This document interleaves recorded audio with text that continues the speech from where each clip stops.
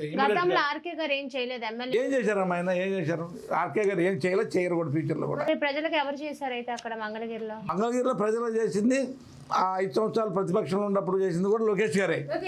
ఇప్పుడు మీరు చూశారు కదా ఎంతమందికి తోపుడు బళ్ళ దగ్గర నుంచి బీసీలకి పద్మశాలీలకి వాళ్ళకి కావాల్సినటువంటి మగ్గాల దగ్గర నుంచి ఇవన్నీ కూడా దాని పవర్ లూమ్స్ కొన్ని పిచ్చి అన్నీ ఇప్పుడు అసలు ఇది చెప్పడానికి వీల్లేదు. అక్కడ ఈచ్ అండ్ ఎవరి పాయింట్ ఆయన పట్టుకొని రేపొద్దున డ్రైనేజ్ సిస్టమ్ కూడా చేయబోతున్నారు మంగళగిరికి.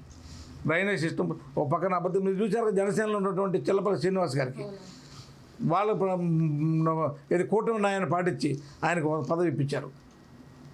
మెడికల్ ఇన్ఫ్రాస్ట్రక్చర్ డెవలప్మెంట్ కార్పొరేషన్ చైర్మన్గా. ఏం తప్పలా. అబద్ధయ్య గారికి మన చేనేత కార్పొరేషన్ చైర్మన్ ఇప్పించారు బీసీలకి. BCA Telugu Desam party, Telugu Desam BC అన్నట్టుగా ఆయన తీర్చిదిద్దారు అక్కడ. అంటే బీసీలు అందరూ తెలుగుదేశం పార్టీకి నిజంగానే వెన్నుముక అబౌవ్ 70% తెలుగుదేశానికి అనుకూలంగా ఉంటారు బీసీలు ఎప్పుడైనా సరే. అట్ ది సేమ్ టైం కాపులు కట్టిన ఉంటారు, 60% ఉంటారు. కానీ ఇప్పుడు కొంత తేడా వచ్చిన మాట వాస్తవం, దాన్ని ఒప్పుకుంటాను నేను కూడా.